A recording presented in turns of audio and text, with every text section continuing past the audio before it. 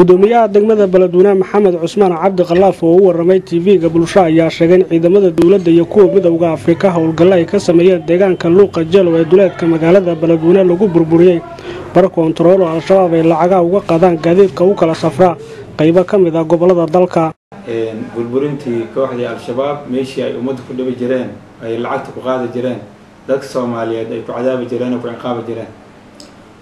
howlgalkii maalmihii haddaan soo dhaafnay galnay ayaa waxaan ku burburinay meeshii ay u ahayd ay ku qaadi jireen lacagaha dadweynaha ay kaga dhici jireen ay ku keydin jireen ilma noqon doonta meeshaas mar dambe in ay lacag u qaadi doonaan haddii Ilaahay raali ka dhigo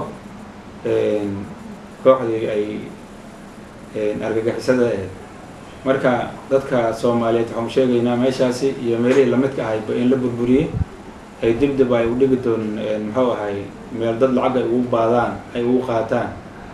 ay noqon doonin haddii Ilaahay raali ka dhigo ayadoo talaabaqaadkii weli oo socdo howlgalkii weli aan dhamaanin dabargoyntii ugu dambeysay ay hadda ay socoto al-shabaab ugu dabargo haddii Ilaahay raali ka dhigo marka gudoomiyaha howlgalaad sameeyeen marka laga soo tagana deegaanadii waad ka soo laabateen Luuqa Jelowna waxay ka mid ahayd meelaha aad howlgalka ka sameeyeen oo aad ku burburiseen meel al-shabaab ay ku qaadaan lacagaha gaadiidka ay ka qaadaan marka soo laga yaabo in mar labaad ay deegaanka ku soo laabtaan oo lacagihii sidii dadka uga qaadaan waa mahadsan tahay waqtiga hadda ku hadlayna Luuqa Jelow ma joogaan al-shabaab marmar dhaaxo oo ay wado mishaal ay ku yimaadeen ayaa jirta laakiin kontarooladii waa ka fogeeyeen waxay aadeen meel kale oo ka fog Luuqa Jelow taasoo ay cabsi weyn ka qabaan sababay loo soo noqday markaan ka jawaabo waa arrimo ciidamo ayaa loo soo noqday ma aha in laga soo noqday howlgalkii oo baabay ma aha howlgalkaas waa sida u socday oo loogana qabanayay burburintooda iyo haraayadii al-shabaab waxa hadda si toos u kacay oo gacan badan dawladda ay ka haysataa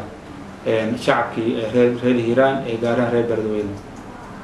kacdoon shacab ayaa hadda bilaawday asagoo hore aan filanayna in bilaabmi doono ayagoo ka kaashi doonaan shacabka reer Hiiraameed ee shacabka reer Beledweyne iyo ciidamada amniga oo qayb kasta ka kooban ayaa dhameeytiri doon haraayadii kasoo ka helay Beledweyne in shabaab laga tirtiro ciidamada dawladda iyo kuwa midowga Afrika ayaa howlgal lagu xaqiijinayo amniga ka wada degmooyin iyo deegaano ka tirsan gobolka Hiiraan. Maxamed Cabdi Sanay, telefishinka caalamiga ee bulsho Beledweyne.